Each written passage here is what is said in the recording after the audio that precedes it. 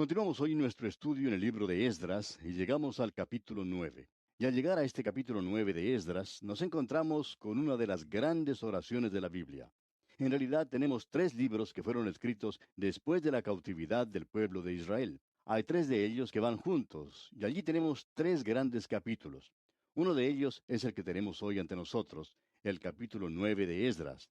Luego el otro será el capítulo 9 también, pero en el libro de Nehemías, que será el próximo libro que estudiaremos. Y más adelante, cuando veamos el libro de Daniel, que pertenece a este trío, encontraremos también en el capítulo 9 de Daniel otra gran oración.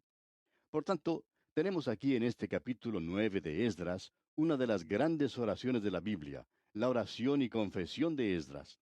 Lo que provocó esto fue algo bastante triste, ya que algo había ocurrido entre la gente de Israel. Y vemos en nuestro bosquejo del regreso de Babilonia bajo el liderazgo de Esdras, que en los capítulos 9 y 10 se nos presenta la reforma bajo Esdras. En primer lugar tenemos el regreso y en realidad un avivamiento. Y estamos convencidos que aquí tenemos un avivamiento verdadero. Pero ahora veamos cuál fue el problema que tuvo lugar entre esta gente. Leamos pues el primer versículo de este capítulo 9 de Esdras.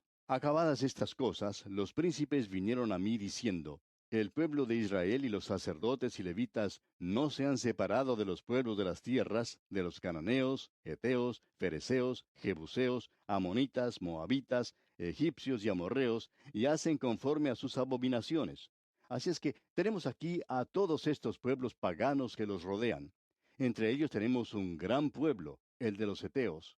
Ellos fueron descubiertos después de mucho tiempo y siempre hemos estado interesados en leer acerca de ellos.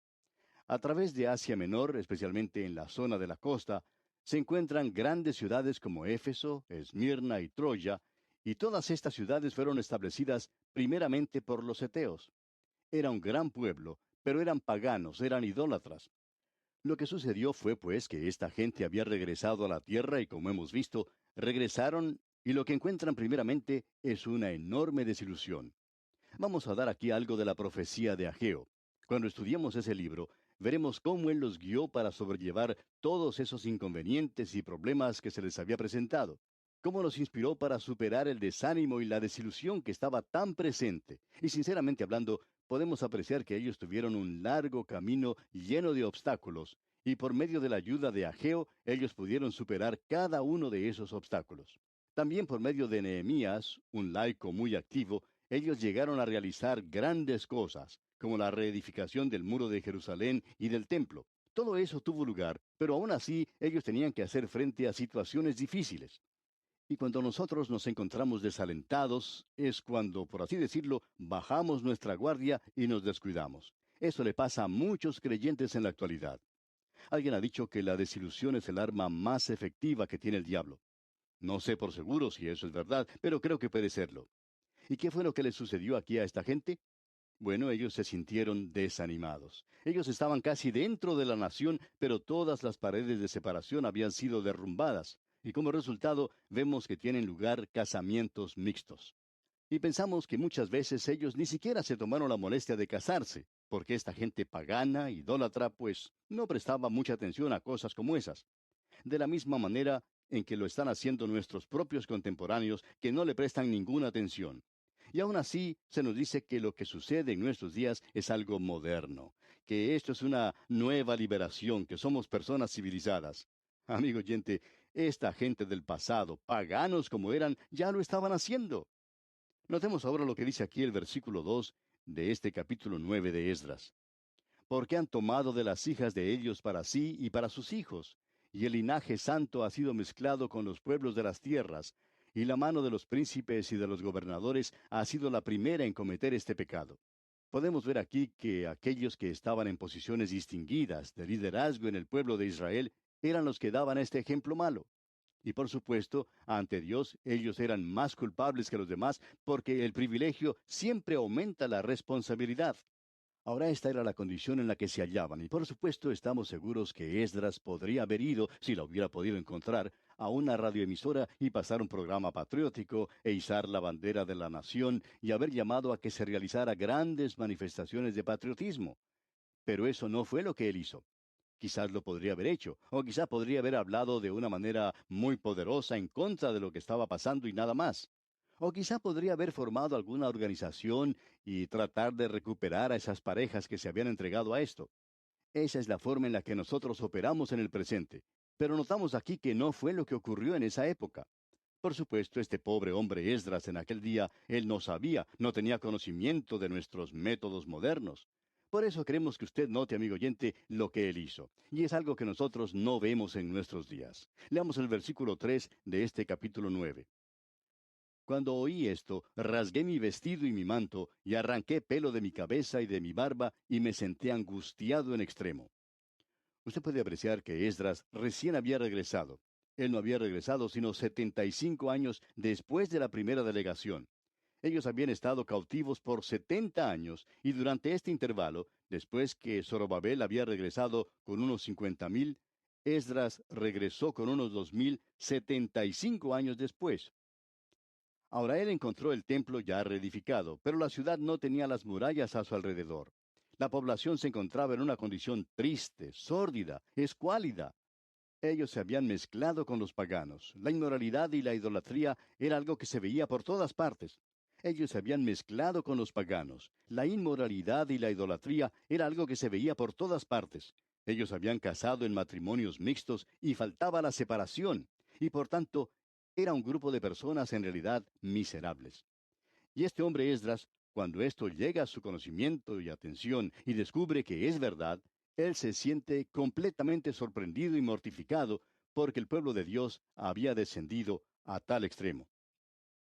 Cuando hablamos de la apostasía de la iglesia, nos preguntamos cuántos de nosotros nos sorprendemos o estamos ejercitados en cuanto a cómo deberíamos hacer estas cosas. Cuando uno, por así decirlo, se retira o se jubila y entonces puede observar lo que está ocurriendo dentro de la iglesia desde una posición fuera de ella, puede pensar que puede lavarse las manos y dejar que todo siga como está, porque podemos decir que eso no es asunto nuestro. Pero es en realidad nuestro asunto, amigo oyente, nuestro problema. Y es tan fácil para nosotros señalar a otra persona. Pero notemos lo que Esdras hizo, porque esto tiene mucho valor para nosotros. Escuche usted. En primer lugar, este hombre se ve sobrecogido por todo esto. Se siente angustiado y rasga su vestido y cubre su cabeza con cenizas. Él no comienza a hablar en una forma demagoga, por así decirlo, en contra de todo eso. Eso podría haber sido característico de muchas personas en el día de hoy, estamos seguros. Pero él no hizo eso. Y debemos notar que él nunca hizo tal cosa. Podemos ver en el versículo 4 cuál fue su reacción a esto. ¿Qué fue lo que ocurrió? Dice al comienzo del versículo 4, y se me juntaron todos los que temían las palabras del Dios de Israel. Ah, eso nos gusta mucho, amigo oyente. Ya lo hemos tenido ante nosotros. Aquellos que temblaban, que tenían temor a las palabras de Dios, es algo maravilloso. Temían las palabras del Dios de Israel. Permítanos, amigo oyente, hacer una pausa aquí solo por un momento. ¿Cuántos en el día de hoy toman seriamente la palabra de Dios? Tal vez conocemos un poco bien a la iglesia fundamental en el presente y hay muchos que son fundamentalistas en la actualidad. Para nosotros, esas son las mejores personas que pueda existir y los amamos de veras. Pero hay muchos hoy en día que profesan amor por la palabra de Dios y tienen sus cuadernos de notas bien escritos y sus Biblias subrayadas, pero lo interesante es que sus propias vidas están manchadas y arruinadas y no están haciendo nada en cuanto a eso. Ellos dicen que creen en la palabra de Dios, pero esta palabra no tiene ningún efecto o ningún resultado en sus propias vidas. O sea que ellos no le temen. Es muy fácil para nosotros poder decir que el mundo se ha apartado y que ha quedado fuera, pero Dios es amor, y eso es algo maravilloso, amigo oyente, el poder reconocer que Dios es amor. Y así es, Dios es amor, y le damos gracias por eso. Pero Él es mucho más que eso, amigo oyente. Nuestro Dios es un Dios santo, y Él va a castigar el pecado. Y eso es lo que le preocupa a Esdras en esta situación. Notemos ahora qué es lo que Esdras hace. Notamos que, dice, se juntaron a él todos los que temían las palabras del Dios de Israel a causa de la prevaricación de los del cautiverio. Y escucha lo que continúa diciendo en la segunda parte de este versículo 4. Mas yo estuve muy angustiado hasta la hora del sacrificio de la tarde. Este hombre se encuentra completamente agobiado, anonadado por todo esto. Ahora, ¿nos concierne a nosotros esto? En el día de hoy, ¿Cuánto nos hemos comprometido con esto nosotros? ¿Cuánto en realidad creemos nosotros de la palabra de Dios? Amigo creyente que nos escucha, creemos que sería de mucha ayuda para usted y para mí que nos apartemos y nos preguntemos a nosotros mismos, sin ninguna otra persona como testigo, simplemente Dios, que nos preguntemos cuánto en realidad creemos, cuánto obedecemos la palabra de Dios. El Señor Jesucristo dijo, si me amáis, guardad mis mandamientos. Pues bien, si nosotros no le amamos, entonces podemos pensar que Él puede decir, bueno, se pueden olvidar de todo eso. No tiene ningún sentido para Él. Esto tiene que tener algo de sentido para usted personalmente. Ahora, en el versículo 5 se nos dice, y a la hora del sacrificio de la tarde, me levanté de mi aflicción, y habiendo rasgado mi vestido y mi manto, me postré de rodillas, y extendí mis manos a Jehová mi Dios. ¿Qué es lo que él está tratando de decir con esto de extendí mis manos a Jehová mi Dios? Quiere decir que uno no está ocultando nada. Quiere decir que cuando uno va a Dios en oración, amigo oyente, que uno va absolutamente en su mente y su alma completamente desnudo ante Él. Uno habla de si va a tener cuerpo o no lo va a tener. Amigo oyente, uno no lo necesita cuando va delante de Dios en oración. Manos santas, manos que estaban extendidas. Él no está ocultando nada delante de Dios. Y nosotros debemos también recordar eso en nuestras oraciones. Ahora escuche usted lo que dice aquí el versículo 6 de este capítulo 9 de Esdras. Y dije, Dios mío, confuso y avergonzado estoy para levantar, oh Dios mío, mi rostro a ti, porque nuestras iniquidades se han multiplicado sobre nuestra cabeza y nuestros delitos han crecido hasta el cielo. Escuche usted lo que él está diciendo, amigo oyente. Él no dice por las iniquidades de ellos se ha multiplicado sobre sus cabezas y sus delitos han crecido hasta el cielo. Escuche bien. Lo que él dice es porque nuestras iniquidades se han multiplicado sobre nuestra cabeza y nuestros delitos han crecido hasta el cielo. Es muy fácil en el día de hoy el poder separarse uno de la iglesia. La iglesia está en una posición bastante mala, por así decirlo. Debemos conceder eso. Pero, amigo oyente, no es el pecado de ellos, sino nuestro pecado. Nosotros necesitamos identificarnos con eso en el día de hoy. ¿Se encuentra la iglesia de hoy en apostasía? Entonces, nosotros estamos en apostasía, amigo oyente. No es mi hermana ni mi hermano, sino yo, Señor, el que está ante ti en necesidad de oración. Escuche la oración de Esdras, ya que es una oración de gran valor. Es una gran oración. Escuche usted lo que dice el versículo 7. Desde los días de nuestros padres hasta este día hemos vivido en gran pecado. Y por nuestras iniquidades nosotros, nuestros reyes y nuestros sacerdotes, hemos sido entregados en manos de los reyes de las tierras, a espada, a cautiverio, a robo y a vergüenza que cubre nuestro rostro, como hoy día. Él conocía muy bien lo que era ser cautivo en una tierra extranjera. Esdras aparentemente había nacido en el cautiverio, o por lo menos habría sido llevado allí cuando era un niño muy pequeño, y por eso sabía lo que eso era. Y temblaba cuando él reconocía que Dios lo podía juzgar. Amigo oyente, hay muchos en el día de hoy que son juzgados por Dios. Uno podría mencionar muchos casos donde esto está ocurriendo. En cierta ocasión un hombre llegó delante de un predicador diciéndole que estaba sufriendo de una enfermedad venérea por muchos años, y dijo que pensaba que se había salvado de eso. Dijo que era un creyente y que pensaba que nada le podía suceder. Y ahora iba a morir en esa enfermedad inmunda. Y eso fue exactamente lo que le sucedió. Ahora alguien quizá diga, bueno, Dios podría haber mostrado clemencia, misericordia hacia ese hombre. Claro que sí, él podía haber hecho eso. Pero lo interesante es que este hombre era culpable y nuestro Dios es un Dios santo que juzga, amigo oyente. Es lamentable que muchos de nosotros no temblemos ante la palabra de Dios. Escuche lo que dice aquí el versículo 8, ya que este es uno de los grandes versículos de la Biblia. Versículo 8 de este capítulo 9 de Esdras.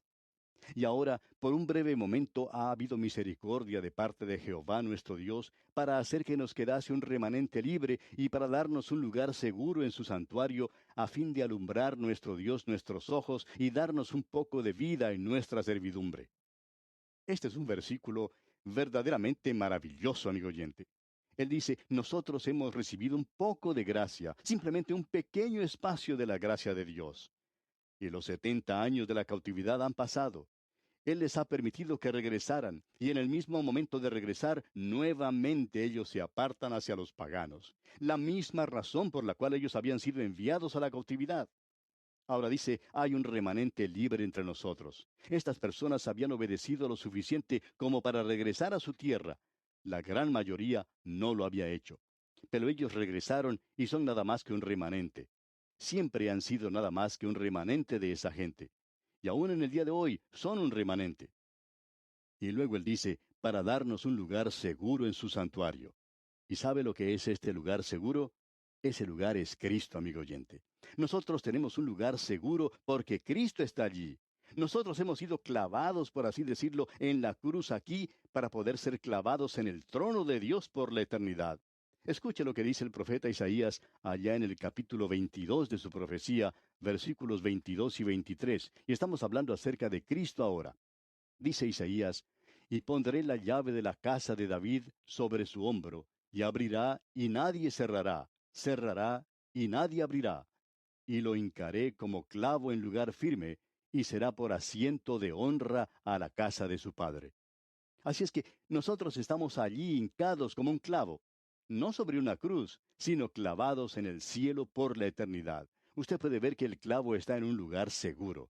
¡Qué hermoso es esto! Ellos no perdieron su salvación, pero sí que perdieron algo más, la bendición y la recompensa de Dios. ¿Y cuántos hoy son salvos, pero no van a recibir ninguna recompensa? Dice este versículo, para darnos un lugar seguro en su santuario, a fin de alumbrar nuestro Dios nuestros ojos y darnos un poco de vida en nuestra servidumbre. Creemos que lo que tenemos aquí es una representación clara de lo que es un avivamiento. La palabra avivamiento no es en realidad una palabra bíblica, no se usa sino en un lugar como este. El principio se encuentra aquí, pero no en el sentido popular. Siempre hemos usado la palabra avivamiento hablando desde el púlpito en un sentido popular, es decir, en una elevación espiritual, cuando muchos se convierten juntos. Un gran interés nuevo en las cosas del Espíritu está presente, pero el término técnico quiere decir recobrar vida o vigor, el volver en sí. Quizás se refiere a aquello que tiene vida, pero que está apagado casi hasta desaparecer, que no tiene ninguna vitalidad y que luego es avivada. En realidad, la resurrección de Cristo, allá en Romanos capítulo 14, versículo 9, se llama así. Dice, y volvió a vivir. Nuevamente este término debe ser limitado a los creyentes si vamos a continuar siendo técnicos en cuanto a su uso correcto. Quiere decir que el creyente se encuentra en una condición espiritual muy baja y que vuelve a ser revivido con vitalidad y con poder. Así es que aquí tenemos un avivamiento verdadero que va a tener lugar. Luego, Esdras continúa con su oración y dice en el versículo 9, porque siervos somos, mas en nuestra servidumbre no nos ha desamparado nuestro Dios, sino que inclinó sobre nosotros su misericordia delante de los reyes de Persia, para que se nos diese vida para levantar la casa de nuestro Dios y restaurar sus ruinas, y darnos protección en Judá y en Jerusalén. Usted puede ver cuán misericordioso fue Dios con ellos. Ellos confiesan sus pecados y Dios los va a bendecir. Leamos ahora los versículos 10 hasta el 13. Pero ahora, ¿qué diremos, oh Dios nuestro, después de esto? Porque nosotros hemos dejado tus mandamientos que prescribiste por medio de tus siervos los profetas, diciendo, la tierra a la cual entráis para poseerla, tierra inmunda es a causa de la inmundicia de los pueblos de aquellas regiones, por las abominaciones de que la han llenado de uno a otro extremo con su inmundicia. Ahora pues, no daréis vuestras hijas a los hijos de ellos, ni sus hijas tomaréis para vuestros hijos, ni procuraréis jamás su paz ni su prosperidad, para que seáis fuertes y comáis el bien de la tierra, y la dejéis por heredad a vuestros hijos para siempre.